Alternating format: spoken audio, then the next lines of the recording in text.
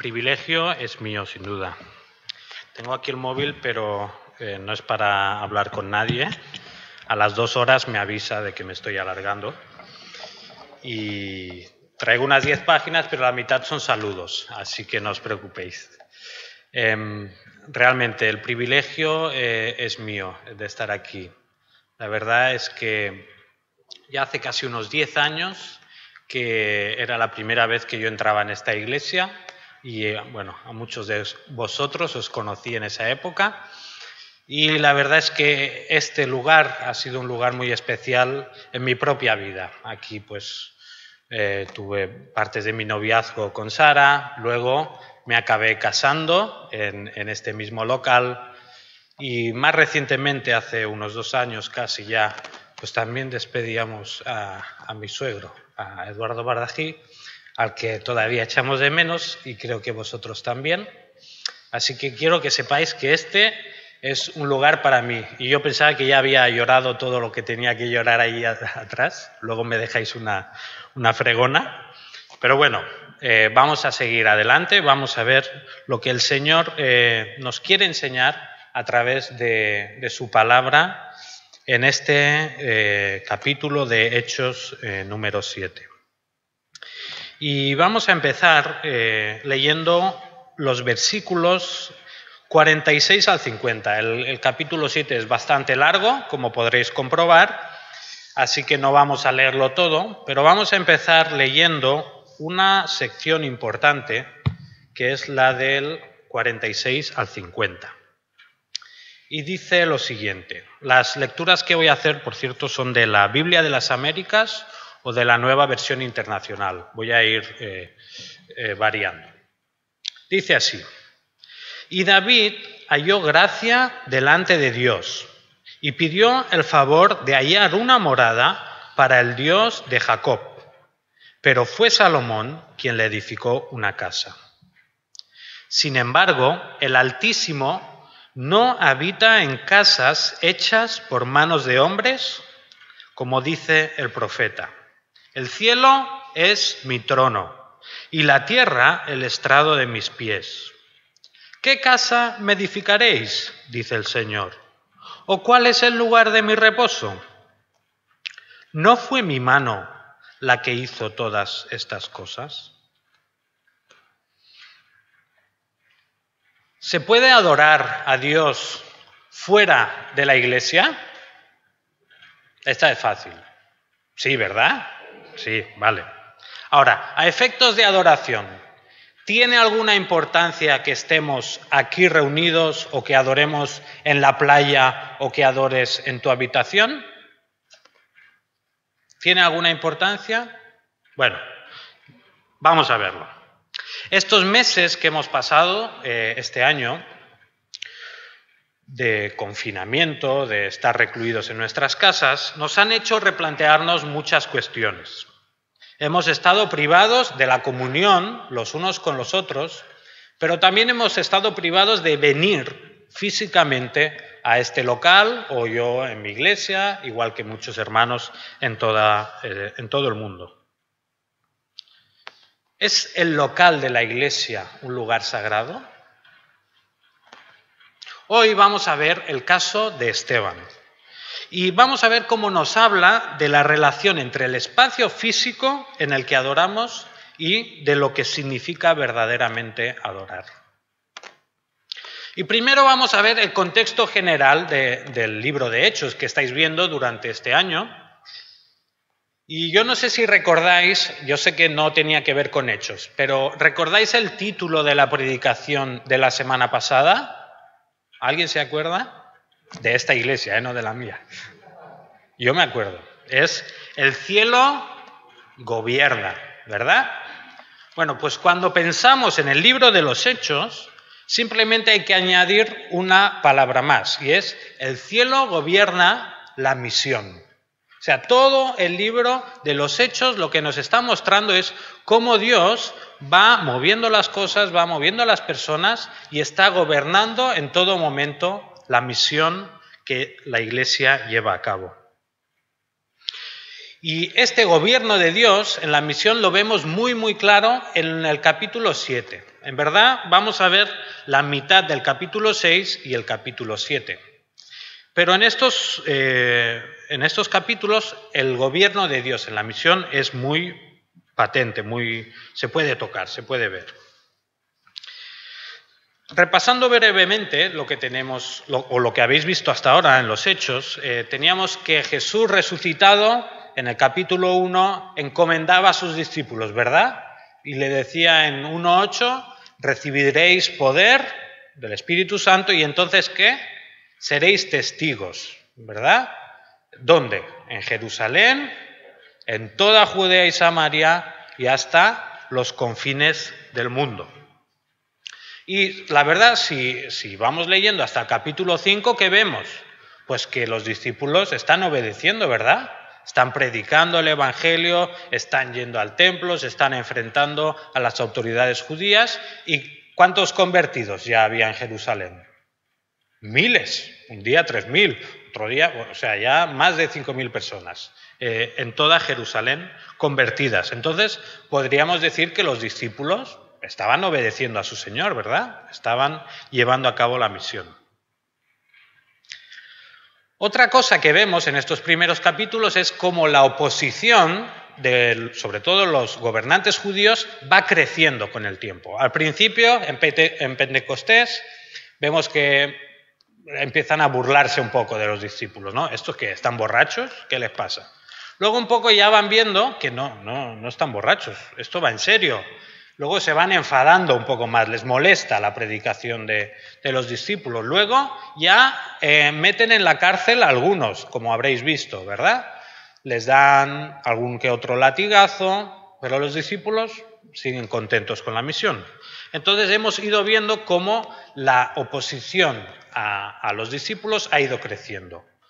Y en el capítulo 6 y 7 llega al punto máximo, donde encontramos a nuestro primer mártir. ¿A quién? A Esteban. Esteban es el primer cristiano que muere por la causa del Evangelio. Y ahora nos centramos en el capítulo 6 y 7 y vemos que Esteban es un caso especial. En primer lugar, en el capítulo 6 se nos lo presenta como una persona llena del Espíritu Santo, de buena reputación, llena de sabiduría, llena de fe y llena del poder de Dios. Lo siento por las solteras, pero Esteban ya está muerto, no está disponible, ¿vale? Pero Esteban, después de realizar muchos milagros, señales, prodigios, ¿qué pasa? Pues que levanta las envidias de los judíos. Y empiezan a molestarse con él, intentan debatir, pero se dan cuenta que hay algo con lo que no pueden luchar. O sea, este hombre tiene argumentos mucho mejores que nosotros. Y se enfadan tanto, les molesta tanto, que ¿qué acaban haciendo? Pues van a por él, lo arrestan y lo llevan ante el Sanedrín, o ante el consejo que estaba en el templo, porque se lo quieren quitar de en medio. Y si nos fijamos en los versículos del capítulo 6, los versículos 11 en adelante, vamos a ver que una cosa muy interesante. Fijaos, en el versículo 11 vemos que el plan que tienen es buscar a alguien para acusar a Esteban de blasfemar contra Dios y contra Moisés, o sea, contra la ley. Lo más grave que alguien podía hacer era blasfemar contra Dios o contra la ley. Entonces, esto es lo que ocurre. Ellos traen a Esteban ante el consejo y cuando ya está el consejo reunido, están los testigos, está el acusado, ocurre lo siguiente, versículos 13 y 14. Este hombre no deja de hablar contra este lugar santo, o sea, el templo, y contra la ley. Le hemos oído decir que ese Jesús de Nazaret destruirá este lugar y cambiará las tradiciones que nos dejó Moisés. ¿Sabéis en verdad qué es lo que más les preocupaba a los judíos? Estas acusaciones lo sacan a la luz. ¿Estaban preocupados de que hablara contra Dios? En verdad no. Lo que les preocupaba realmente era el templo y sus tradiciones, pero principalmente el templo. 2 veces dicen, este hombre habla contra este lugar, contra el templo. Y luego dicen, Jesús de Nazaret destruirá este lugar. O sea, ellos tenían miedo de que le ocurriera algo al templo. Y el templo de Jerusalén para los judíos era un motivo de orgullo nacional. Era como las 13 Champions del Madrid o los 2 tripletes del Barça. Era algo que les llenaba por dentro, de los que se sentían orgullosos y presumían ante los demás. En verdad se habían olvidado de Dios. Dios ya no les importaba. Lo que les importaba realmente era el templo y sus tradiciones. Y esta es la acusación que en verdad lanzan contra Esteban. Y aquí es donde empezamos el capítulo número 7, en el versículo 1. Y allí vemos como el sumo sacerdote, el que presidía el consejo, le dice a Esteban, ¿son ciertas estas acusaciones? Bueno, lo que leemos en el resto del capítulo es la defensa que hace Esteban de su propio caso. Y si lo pensamos fríamente, a la pregunta del sumo sacerdote, ¿qué podría haber respondido Esteban? No, es mentira. Entonces, se acaba el caso, cada uno a su casa y ya no tenemos más historia y yo me podría sentar. Pero no es lo que encontramos aquí. Esteban, en vez de responder que no, ¿qué hace? Empieza a predicar al consejo y a todos los que estarían escuchando. Esteban empieza un sermón, básicamente, y lo hace con 3 pensamientos o 3 argumentos principales, que son: 1, Dios ha obrado desde el principio de la nación judía, o sea, Dios ha obrado. Todo ha ocurrido porque Dios ha querido. Segundo argumento, vosotros, los israelitas, siempre habéis resistido a lo que Dios ha hecho. Siempre os habéis opuesto a lo que Dios hacía. Y el tercer punto o argumento es que Dios no está limitado geográficamente ni tampoco está sujeto a un edificio concreto. Estas son las 3 líneas que a lo largo de todo el sermón va desarrollando. Y este es el primer punto de mi sermón, no del de Esteban, de mi sermón. Una defensa bíblica. Entre los versículos 2 y 50 encontramos esta exposición bíblica de Esteban. Y en el versículo 2 empieza su discurso de la siguiente manera. El Dios de gloria apareció a nuestro padre Abraham cuando estaba en Mesopotamia. Dios llama a Abraham en Mesopotamia, o sea, a miles y miles de kilómetros de lo que luego iba a resultar la tierra prometida. ¿Dónde estaba Dios, por tanto? Estaba en Mesopotamia con Abraham. Nota también cómo empieza el discurso Esteban. Esteban empieza hablando de lo que los judíos habían olvidado.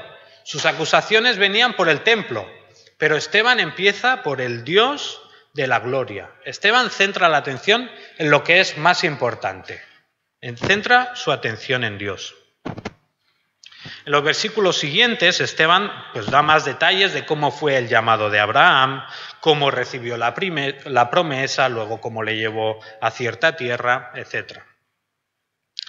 Pero lo principal del argumento es que en los orígenes del pueblo judío consisten en lo siguiente: la iniciativa de Dios yendo a buscar a Abraham en el extranjero, en Mesopotamia, o sea, fuera de su tierra, de la tierra prometida.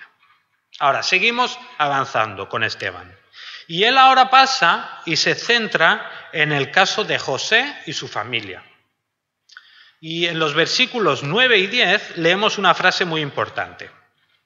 Y dice así: por envidia, los patriarcas vendieron a José como esclavo, quien fue llevado a Egipto, pero Dios estaba con él y lo libró de todas sus desgracias.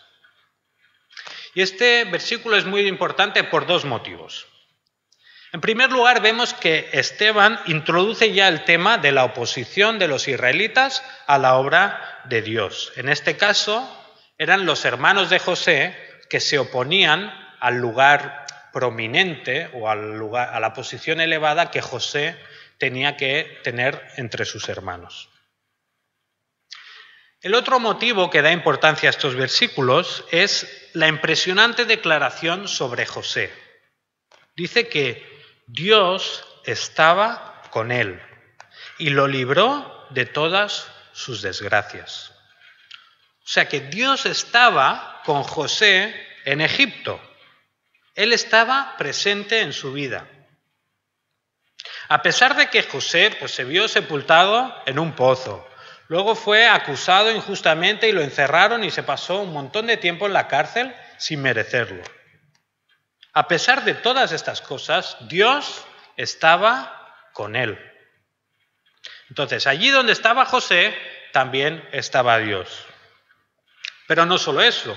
A continuación, Esteban también relata cómo Dios cuidó a toda la familia de José.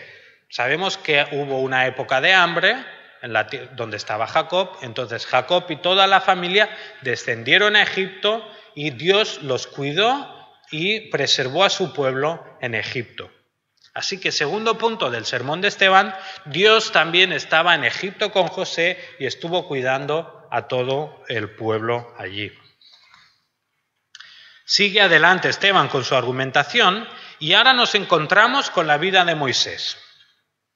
Y mediante este ejemplo sigue demostrando que Dios estaba presente con su pueblo, porque ¿cómo podemos explicar si no el versículo 21? Hechos 7:21 dice: después de ser abandonado para morir, la hija de Faraón se lo llevó y lo crió como su propio hijo. Está hablando de Moisés. ¿Cómo se explica que un niño abandonado en una cesta, tirado a un río, acabe siendo criado en el palacio de Faraón? ¿Estaba Dios con Moisés? O sea, ni Disney es capaz de crear una historia tan maravillosa y tan impresionante como esta. Pero Dios no estaba solo con Moisés, sino que también estaba con todo el pueblo. En el versículo 36 vemos cómo Dios libra a su pueblo de la esclavitud de Egipto y lo saca al desierto. Dios estaba también con su pueblo en Egipto. Muy bien, ¿qué más encontramos en esta sección? Pues otra vez, el tema de cómo los israelitas se oponían al plan de Dios. Y esta vez ya Esteban lo dice de forma más explícita para que los que están oyendo empiecen ya a sentirse identificados. Versículo 35. A este mismo Moisés, a quien habían rechazado diciéndole: ¿y quién te nombró gobernante y juez? Dios lo envió para ser gobernante y libertador. Moisés nunca gozó de mucho respaldo durante su servicio en el pueblo de Israel. Después de dirigir al pueblo y escapar de Egipto, vemos como enseguida el pueblo se gira en contra de él. Cuando él está, por ejemplo, en el monte Sinaí recibiendo la ley de parte de Dios, ¿qué está haciendo el pueblo? Versículo 35. Dice: a este mismo Moisés, a quien habían rechazado diciéndole... Versículo 41, este ya lo he leído antes.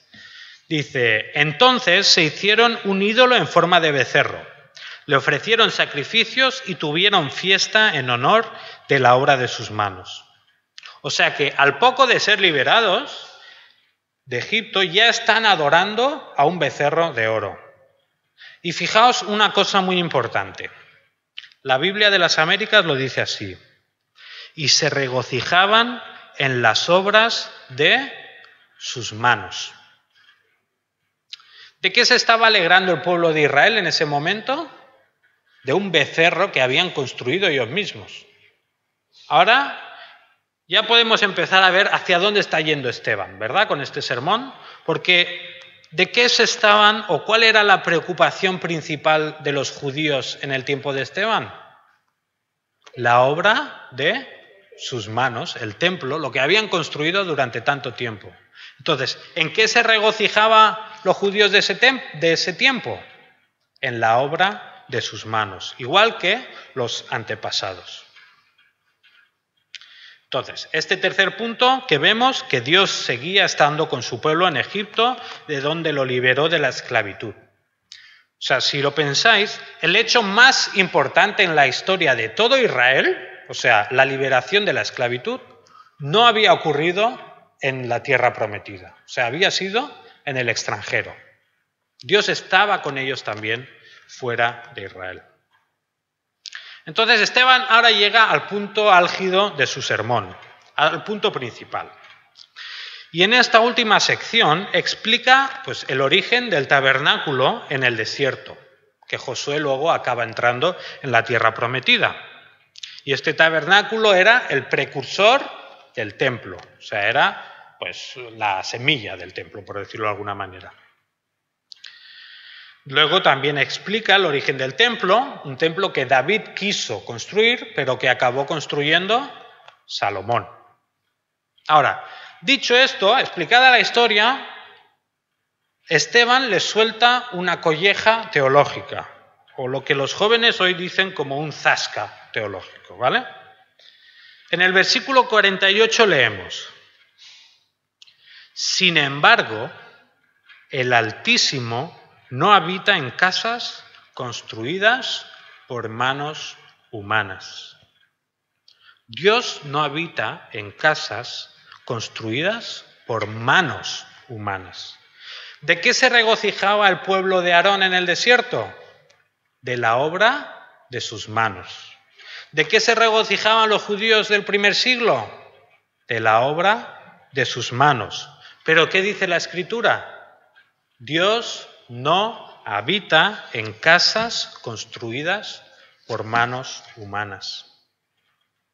El amor o el celo que los judíos habían adquirido por el templo era absurdo. Se habían olvidado de amar a Dios y se habían centrado en amar 4 paredes.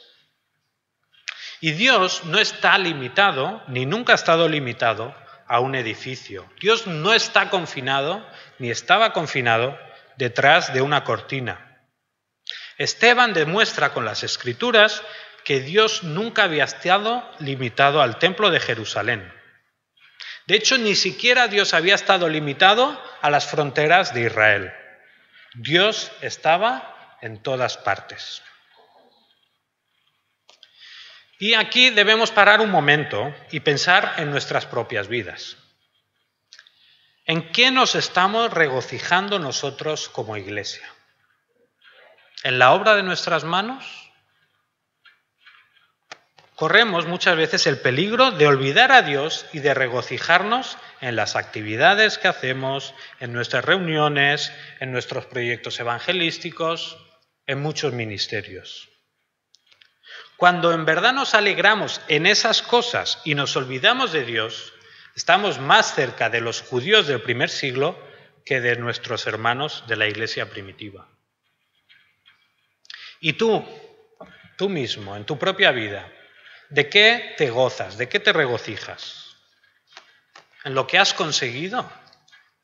¿Una carrera? ¿Un buen trabajo? ¿Una familia de película? ¿Un coche más nuevo? ¿Una casa más grande?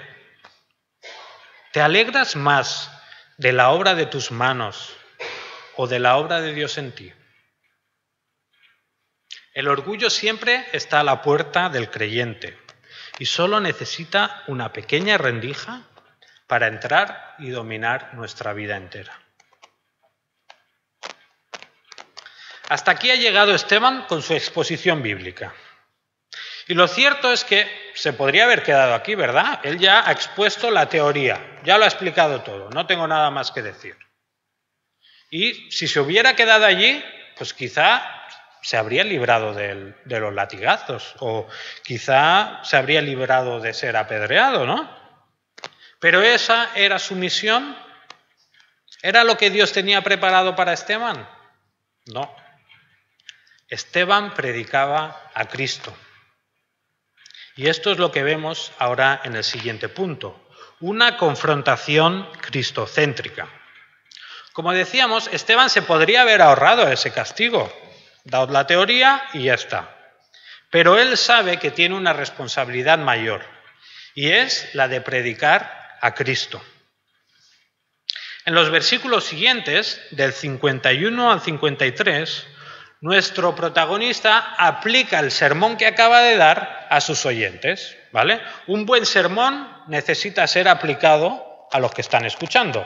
Entonces, lo que hace Esteban es eso, aplica el sermón a sus oyentes y lo dice de la siguiente manera. Tercos, duros de corazón y oídos. Vosotros sois iguales que vuestros antepasados. Siempre resistís al Espíritu Santo. ¿A cuál de los profetas no persiguieron vuestros antepasados? Ellos mataron a los que de antemano anunciaron la venida del justo, y ahora a éste lo habéis traicionado y asesinado. Vosotros que recibisteis la ley promulgada por medio de ángeles y no la habéis obedecido. Aquí tenemos a Esteban, que en un ejercicio de diplomacia alemana recoge uno de los puntos que ha ido desarrollando en su exposición y lo transmite de la forma más clara posible. Sois iguales que vuestros antepasados. Siempre resistís al Espíritu Santo. ¿No lo veis? Igual que vuestros padres se oponían a Dios en cualquier cosa que Él hacía, vosotros hacéis exactamente lo mismo. Siempre resistís al Espíritu Santo. Siempre resistís a Dios.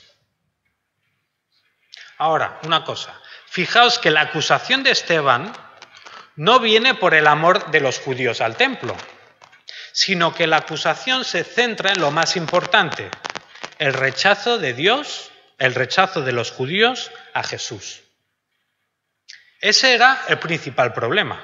Sus antepasados habían matado a los profetas, a gente que anunciaba la venida del Mesías. Pero ellos, ¿qué habían hecho? Habían matado al propio Mesías.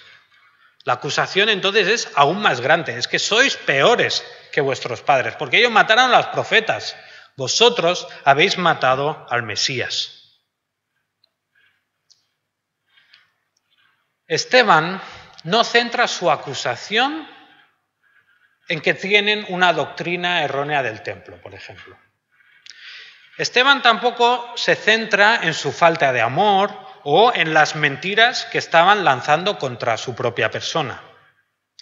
El centro de la acusación es que los judíos rechazaron, traicionaron y asesinaron a Jesús. Ese era su mayor problema. Todo lo demás podía ser solucionado si primero arreglaban su relación con Jesús. Y de este punto nosotros tenemos que aprender mucho, ¿vale?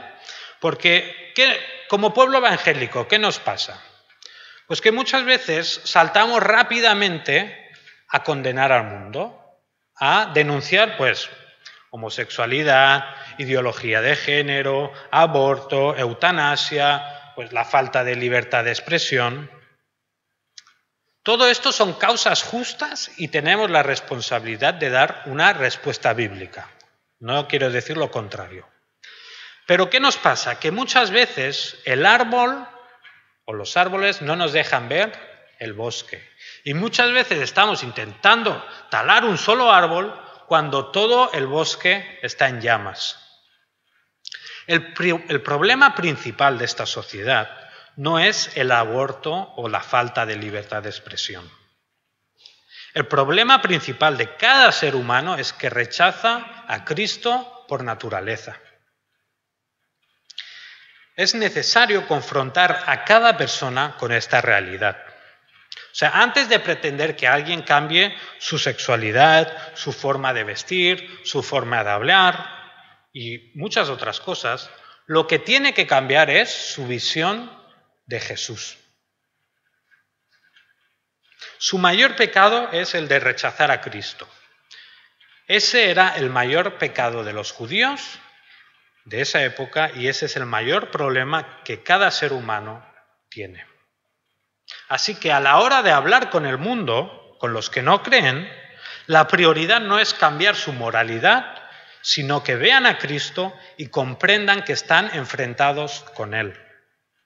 Que mientras no lo tengan como Señor de sus vidas, están de parte de sus asesinos y de sus traidores. Y así lo dice Jesús en Mateo 12:30. El que no está conmigo está contra mí. El que no recoge conmigo desparrama. Vemos entonces en este punto cómo Esteban centra la atención de sus oyentes en lo que es verdaderamente importante, su relación con Jesús. Vale, avanzamos ahora al último punto de mi sermón. Un testimonio íntegro. ¿De qué habría servido esta excelente exposición bíblica por parte de Esteban si luego se hubiera retractado de ella, si luego hubiera empezado a insultar a sus asesinos, si hubiera cogido las piedras y se las hubiera devuelto? ¿De qué hubiera servido esa confrontación tan pertinente contra sus acusadores? ¿Para qué un sermón tan bonito si luego lo hubiera manchado? Era necesario que Esteban demostrara con su vida lo que significaba ser discípulo de Jesús.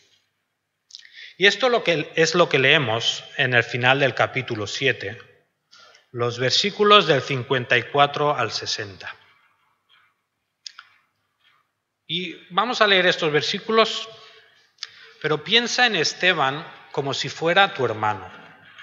Piensa en Esteban como si fuera un miembro de tu iglesia, no como una biografía bonita o un personaje histórico. Piensa en él como verdaderamente el hermano en la fe que es nuestro. Dice así: al oír esto, rechinando los dientes, montaron en cólera contra él. Pero Esteban, lleno del Espíritu Santo, fijó la mirada en el cielo y vio la gloria de Dios y a Jesús de pie a la derecha de Dios. «Veo el cielo abierto», exclamó, «y al Hijo del Hombre de pie a la derecha de Dios». Entonces ellos, gritando, se taparon los oídos y todos a una se abalanzaron sobre él. Lo sacaron a empellones fuera de la ciudad y comenzaron a apedrearlo. Los acusadores confiaron sus mantos a un joven llamado Saulo. Mientras lo apedreaban, Esteban oraba: «Señor Jesús», decía, «recibe mi espíritu». Luego cayó de rodillas y gritó: «Señor, no les tomes en cuenta este pecado». Cuando hubo dicho esto, murió. Y este pasaje es rico en detalles, pero vamos a comentar, no vamos a ir detalle por detalle, sino que vamos a verlo de una forma más global. ¿Cómo es posible que un hombre que está siendo apedreado mantenga la calma de esa forma? ¿Cómo es posible que una persona que está recibiendo pedrada tras pedrada sea capaz de rogar a Dios que no tome en cuenta el pecado de sus asesinos?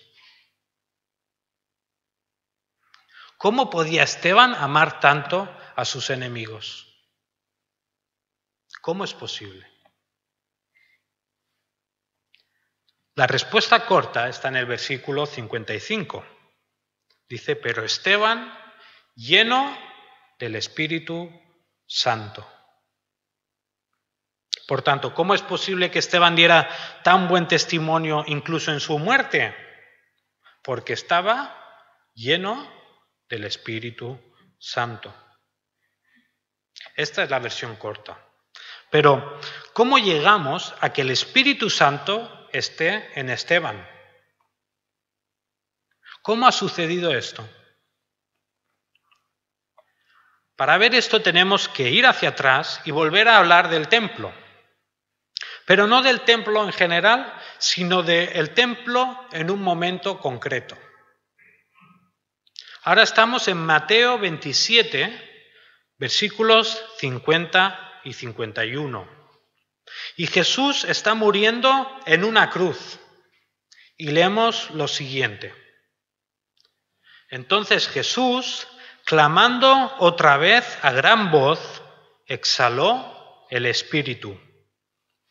Y he aquí, el velo del templo se rasgó en dos, de arriba a abajo.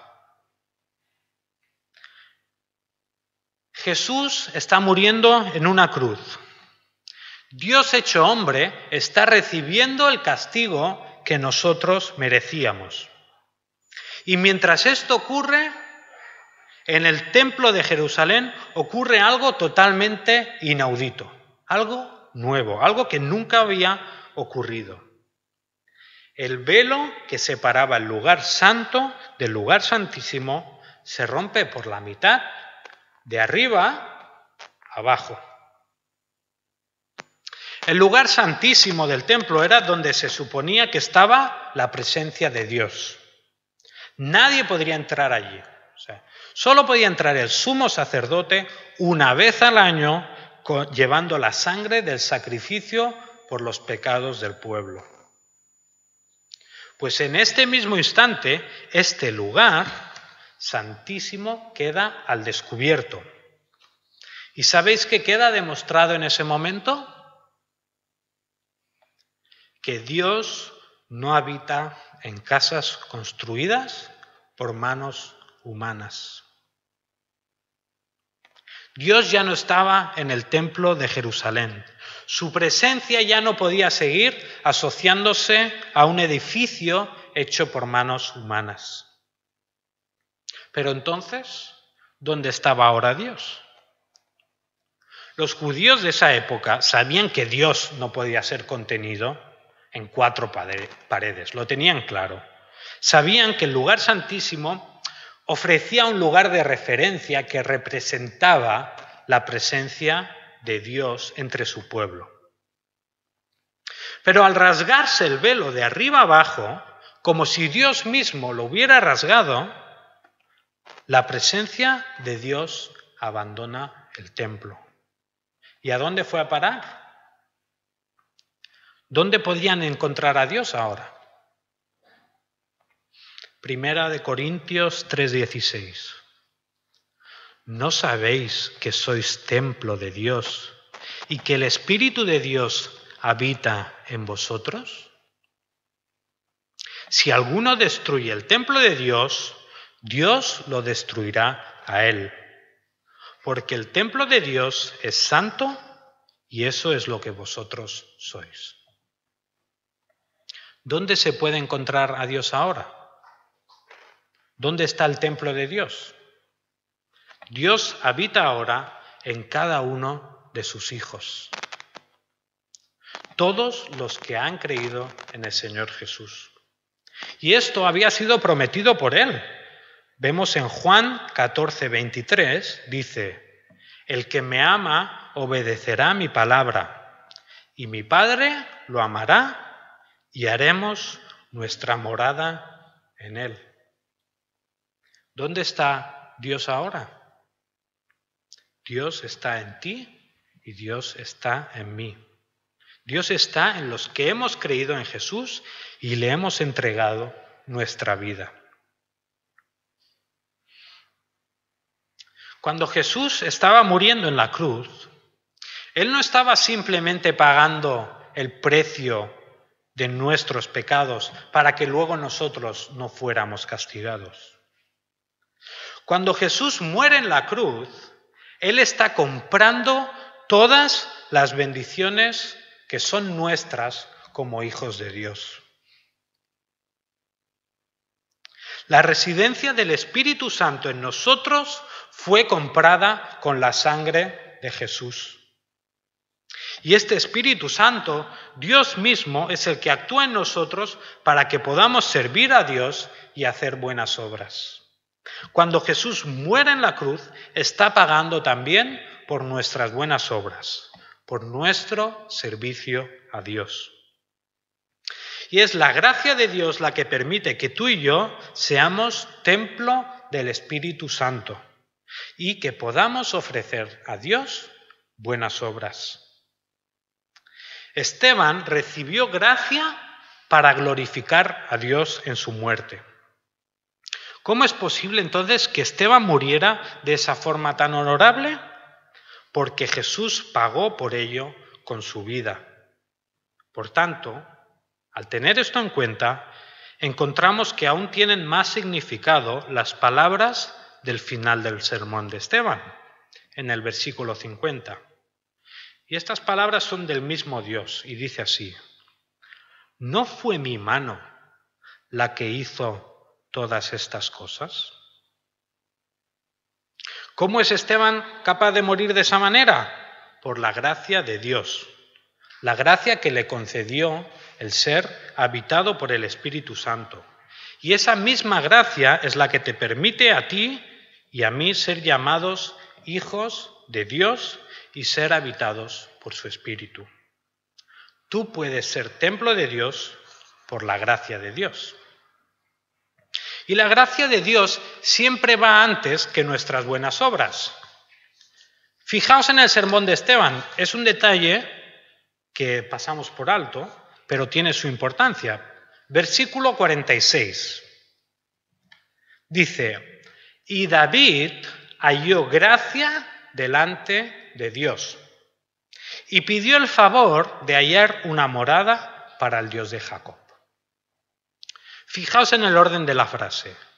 David halla gracia delante de Dios y entonces pide el favor de construir un templo. Primero David halla gracia, después pide el templo. David no halla gracia porque pidió el templo. David pide el templo porque halló gracia. De la misma manera, nuestra salvación y nuestro servicio a Dios son posibles por la gracia de Jesucristo. No nos salvamos por nada que podamos hacer. No nos salvamos por hacer una oración, por ser fieles en venir a la iglesia. Nos salvamos por la gracia de Dios. De igual forma, no servimos a Dios por la obra de nuestras manos, sino que servimos a Dios porque su gracia nos lo concede. Si estás sirviendo a Dios en algún ministerio, piensa que es Dios que te ha puesto allí y te ha concedido que le sirvas de esa manera.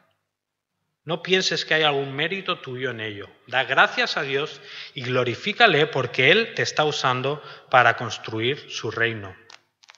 Y hemos leído antes, Marcelo, en Primera de Crónicas 29, ¿qué decía el pueblo? ¿Te ofrendamos el qué? ¿Lo nuestro? No, te ofrendamos lo que es tuyo. De la misma manera, ¿nosotros servimos a Dios con lo nuestro? No, servimos a Dios con lo suyo. Concluimos. Tertuliano, un cristiano de los primeros siglos de la Iglesia, escribió lo siguiente: cuanto más somos abatidos por ti, más crecemos en número. La sangre de los cristianos es semilla. La muerte de Esteban fue una semilla. El testimonio y la muerte de Esteban fue el impulso de Dios para la extensión de su reino.